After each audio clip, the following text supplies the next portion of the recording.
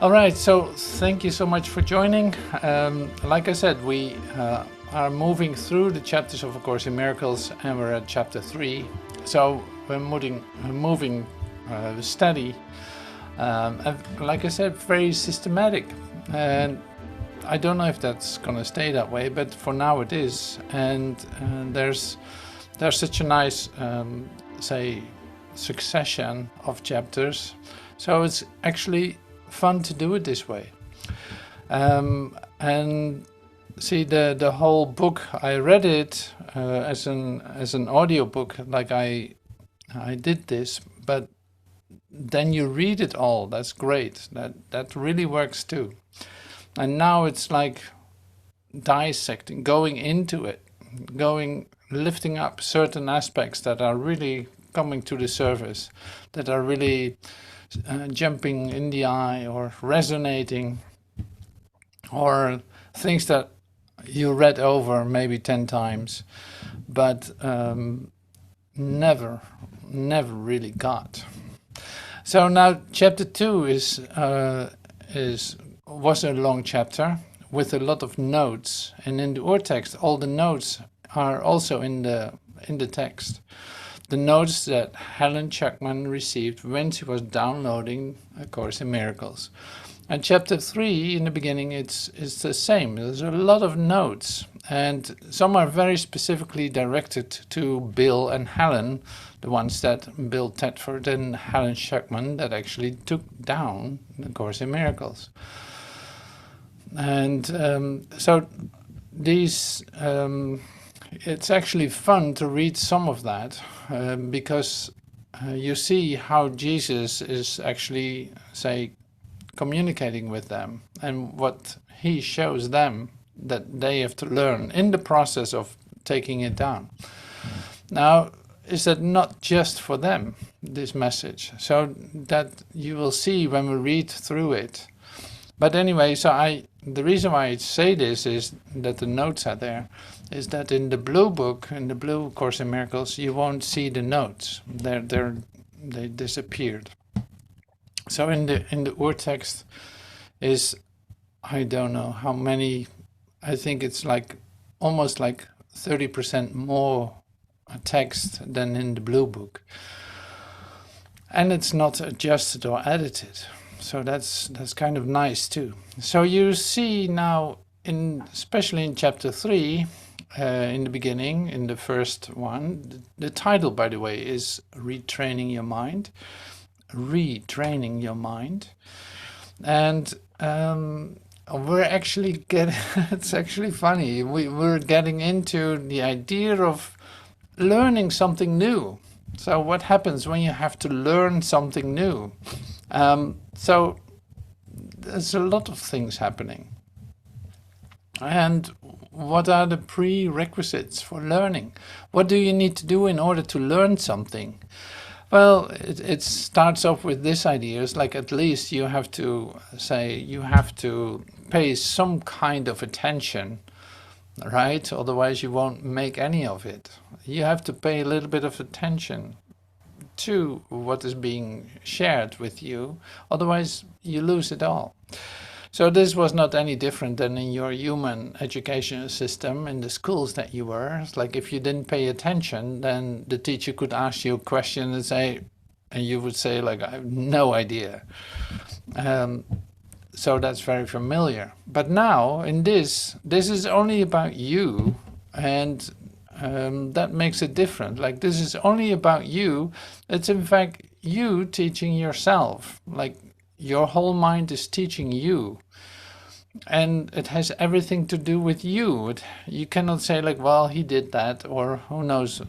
Like, all these things that you're used to in even in a learning process are not applicable here. So this puts a lot of responsibility in your lap. Now that's okay, but what happens? What happens in the process? What happens in the process is that you come up with certain activities in which you actually are not paying attention, while you pretend to do as if you do. Sounds familiar? Yeah. So even in this process, that's the same. So that this can be like maybe in your school system that you started making little doodles. You were doodling in your little, making faces, and all kinds of things in your little, yeah, in your little book, or who knows what you did, writing small notes to your, say, co-student. So here, what do you do here? When you are in this learning process, say, kind of letting the idea in that you're responsible for everything in this process, in the sense of if you don't pay attention, nothing will happen. If you think that is depending on someone else, you have a problem, because you will be directed to yourself, and yeah, it will come your way again. So now there's another part in this, is the part that you think you don't understand what's being shared. And that's also a very interesting process, because it is it can very easily, I won't say it's always, but it can very easily become a response to what is being taught as, I don't know what you're saying, or like literally not wanting to hear it, what is being shared. Whether that's conscious or not, it doesn't matter. So this process, or this symptom, or this thing we call in A Course in Miracles, only in chapter 3, mental retardation. So you say, like, mental retardation, what is that? So it's great, it's great. It's like you you don't help yourself by doing it, but it can become almost like a habit not to understand what's being shared, or say, dissing it with the idea of, well, I never heard it like this, so this cannot be true, or who knows what kind of defense you can come up with. We can take a look at that later. Maybe nice to spend a whiteboard on it. So maybe do it right now, why not? So in which ways are you not hearing what's being shared? Like, what is the reason that you are not hearing what is being shared? What is your tactics, so to speak? So you're actually opening this up for yourself. It's like, well, how am I doing this? How do I get away with the idea that I'm not accepting what's being shared? All right, so maybe that's very direct to ask it like this, but I'm gonna do it anyway. It's like here, one of them can be like, I don't know the language.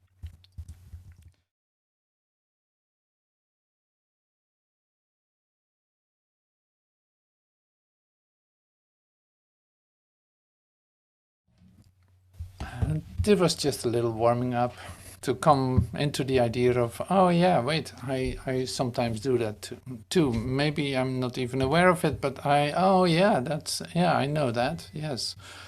Or maybe you don't know that. Oh, moods, yeah, moods. Moods can also be part of it, absolutely.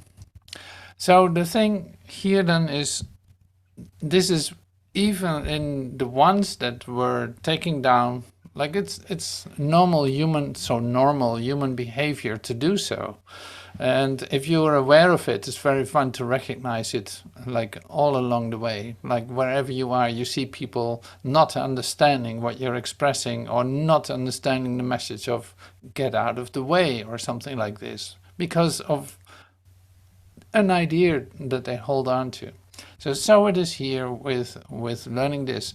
And like I said, even Bill and Helen, that receiving a divine message, typing it down, come into all kinds of defenses not to do what is actually being asked, like not following instructions. Now that's an interesting theme too. It's like the last thing you want to do is follow instructions. And you say, like, no, I do this very well. Well, if I look at myself, and of course I cannot compare myself with you, but if I look at myself, if I receive, for instance, a new kind of device, the last thing I would ever do is read the manual. Like, I throw that thing out or leave it in the box, not doing anything with it. Like, to follow instructions that are being shared, like, no, let me do this first. So this kind of autonomous thinking is inherent in this process.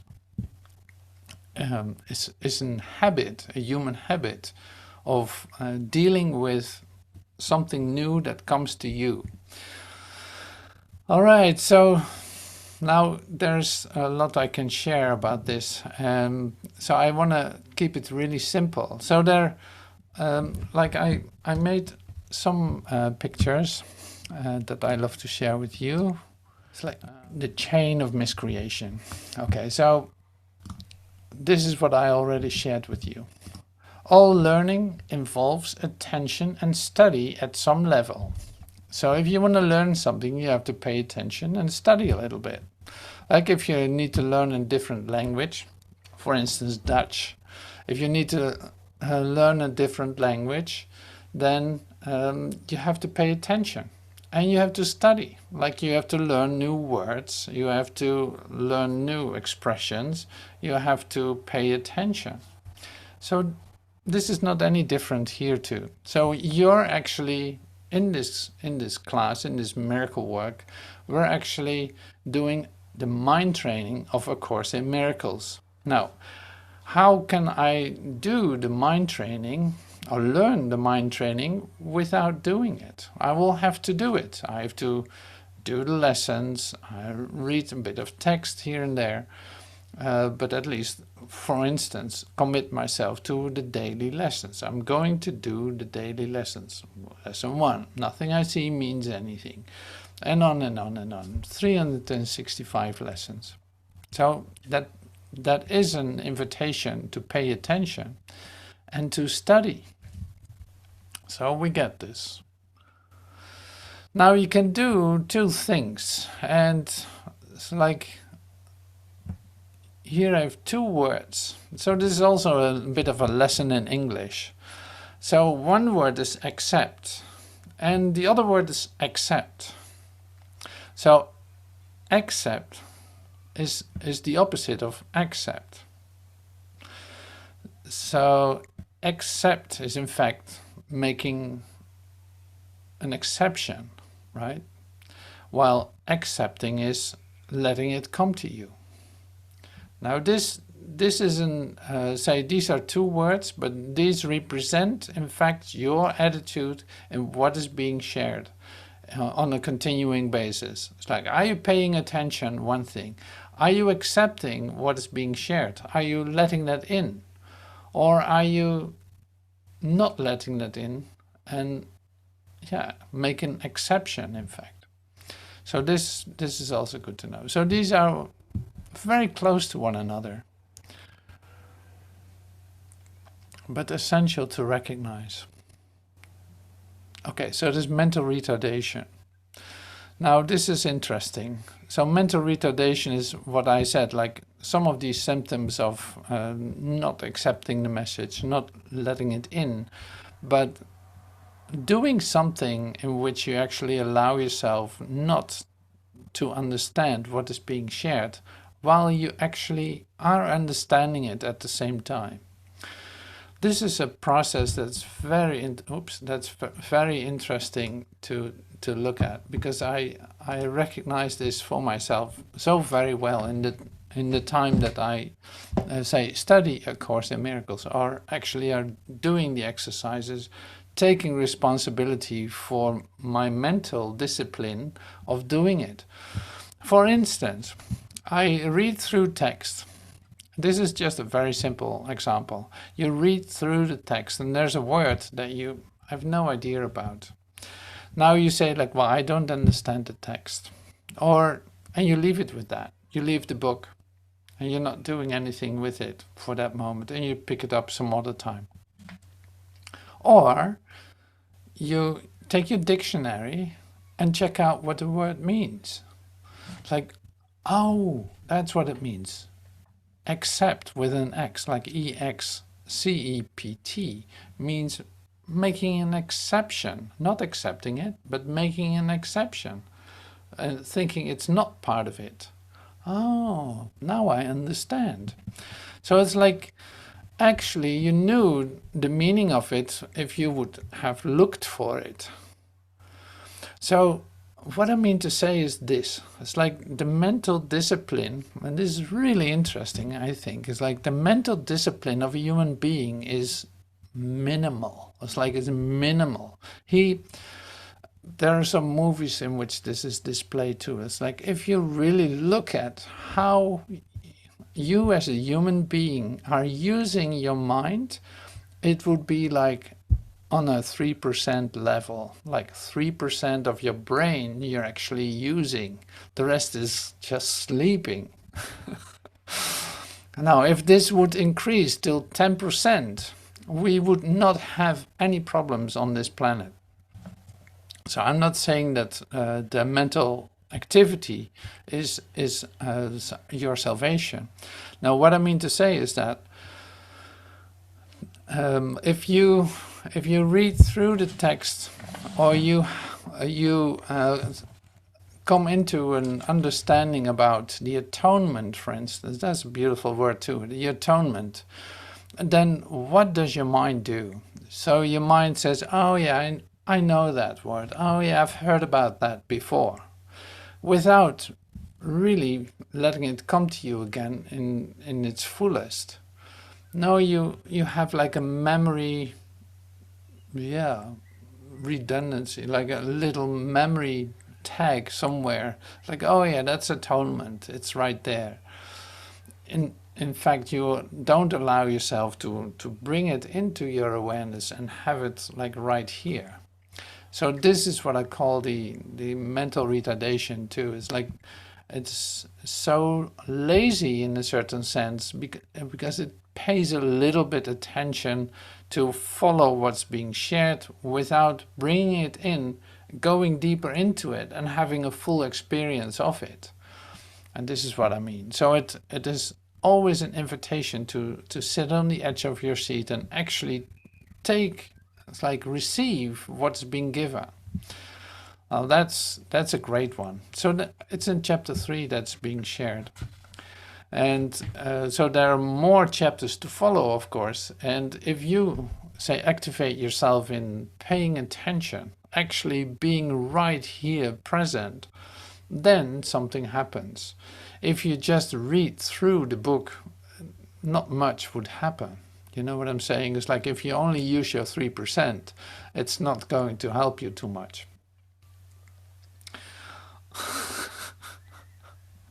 So, yeah. So that's another good one. So all learning involves attention and study at some level. Accepting and accepting.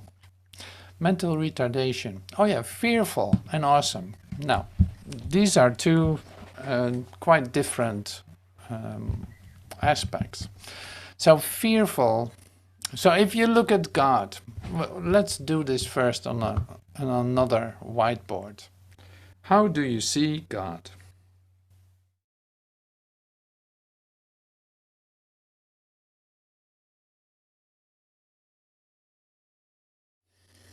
Okay, so now there was a description, or there are two words. I'll bring them back up. Fearful, awesome. So we are familiar with these words. So I'm using them specifically to the idea of God, like awesome God, but fearful God, like something can be awesome but fearful at the same time, right? Something can be incredible, but it can also be a bit scary. Now, you might say the same about your brother. So there are some descriptions that might just give you an idea. Here it is. Awe is inappropriate in connection with the sons of God. Like awe is not appropriate to use in connection with the sons of God, with your brothers. Awe is a proper reaction of the soul in the presence of its creator. So you can say like the idea of awe, which is like, yeah, recognizing its fullness, its wholeness, is an experience. It is say, something that happens automatically, in fact, when you are experiencing your creator. So that is different than with your brother. Like your brother is your equal in that sense. There's no level, there's no there's no difference between you and your brother. So that's why awe is not appropriate. Well, this is specifically mentioned in this chapter, so that's why I use it. All right, so here we are with the next part, and this is also something to take a look at. And it's very hard to get out of the chain of miscreation, which can arise out of even the simplest misthought. To borrow one of your own phrases, this is what Jesus says, this kind of human tragedy is far easier to avert than to undo. So you can say like, your human habits that you walk around with, which cause human tragedy, is far easier to dismiss, like to avert, to put away, than allowing an undoing to take place. Now this is a really important part in our transformation. So the thing is, where are we talking about here? So which aspects of human tragedy are still, say, repetitive in your life? And I just can't help it, but I feel another whiteboard coming up. So the French translation is coming up.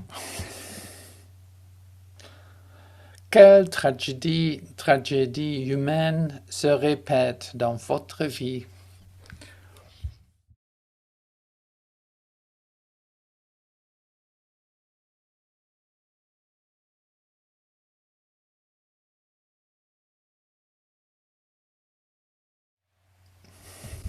So no tragedy for me.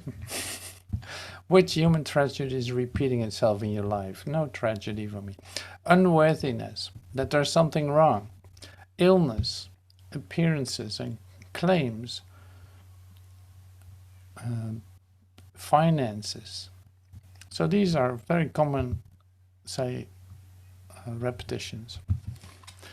So it's very hard to get out of the chain of miscreation, which can arise out of even the simplest misthought. So to borrow one of your phrases, this kind of human tragedy is far easier to avert than to undo. So you see that no matter what, so no matter if you accept a message or if you reject it, you're still doing something with your mind. Like you're still doing something. Like not accepting it is also an active. Okay, I cannot move my mouse, so it will be quiet now. It's like you're always doing something with your mind, whether you accept the message or not, whether you want to understand what's being said or not. So you're always doing that. So you can say like the part of miscreation then is to use it as a defense. Now you can do this in both directions, to truth and to illusion. So that's why I bring it up too. It's like you can say like mental retardation isn't bad in the sense. No, it's an activity of mind. So you can use it to dismiss illusion, to not go into illusion. So while at the same time you can accept truth actively, and you don't use the same mechanism to deny it. So this is a bit what I try to convey. It's like in this what comes to you on a daily basis, what people are sharing with you on a daily basis, there's always say something asked of you. Am I going to confirm what's being shared, or am I going to like not do anything with it and leaving it for what it is, at least not confirming the reality of it? Why would I confirm the reality of an illusion? There's no need for it. Now, you can say like, and this may be a nice example, it's like in moments that you're together with others, when there's a silence, what do? Are you trying to fill up the space? Are you trying to fill up the silence with words? Or are you just letting that happen? Well, this is just one of the examples that I can mention.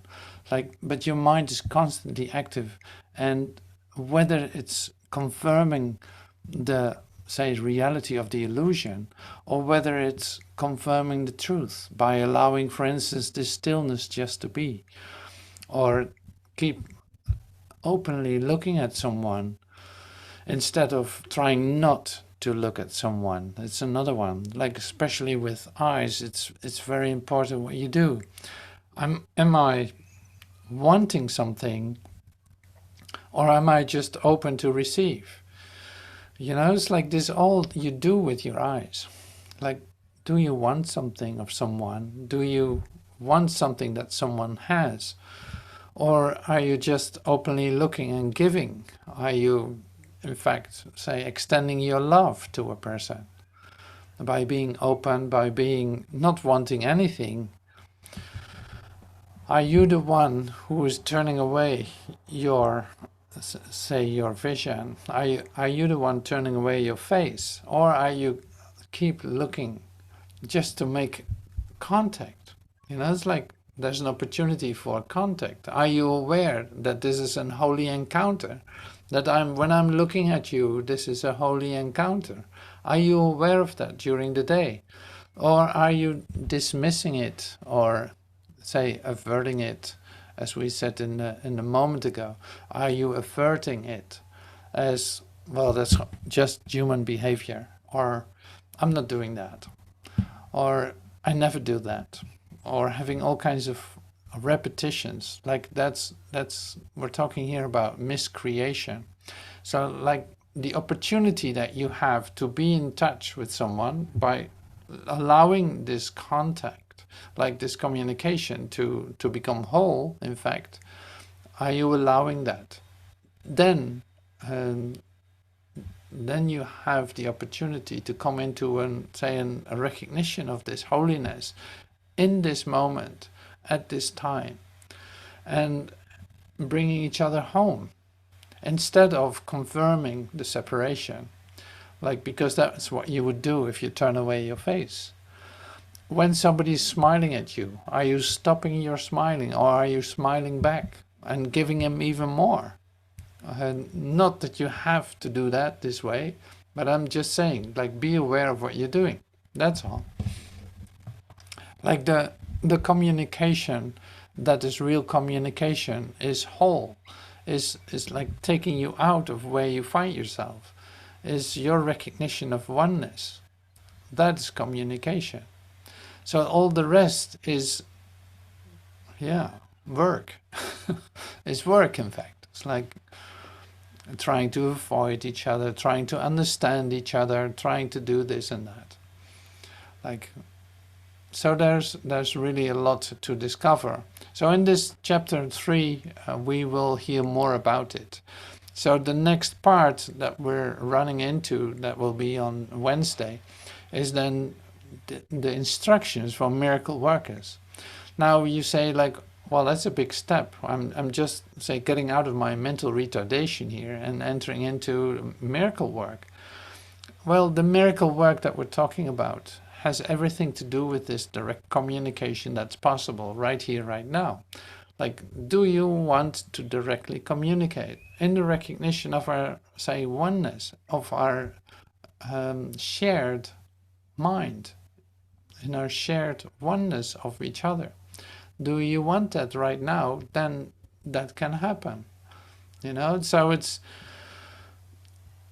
see, all the ideas that you can hold about yourself, thinking like, well, I'm not worthy, I will do that another time. You go on and on and on. It can be quite a big list. Like, avoids the possibility of actually experiencing something that you're looking for deep inside your mind. Well, this was really what I was sharing today in the miracle work, recognizing that we do something with the information that we get. We do something in terms of accepting or rejecting, um, dismissing it, or doing it. So it's great. In other words, it's great to be aware of it, what you are doing with it, and because it's like there's a huge effort. Now there's a huge, say, pearl to discover in discovering the possibilities for direct communication. When we come together before class, we listen to music. Now today there was like, okay, we give each other everything. You know, it's like there's a real possibility for direct communication. Just to relax into it, just to stay for a moment together, not doing anything, not wanting anything, but allowing it to occur, like loving one another wholly, and that's it. That's how simple this is.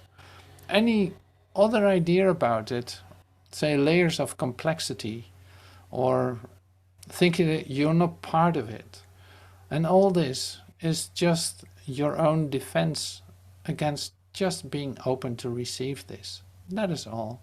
So you don't have to punish yourself for it. It's good just to be aware of it and see like, oh, I don't have to do that. Or, oh, let's pay some attention to what I'm thinking or what my attitude is, wherever I am. Because I have always an opportunity for a holy instant, for a moment of recognition of our oneness. And that's all where all the fun is. All right. Thank you so much, everyone. Thank you so much for being present here and actively participating in this class with the whiteboards. Thank you for that. And I hope to see you soon.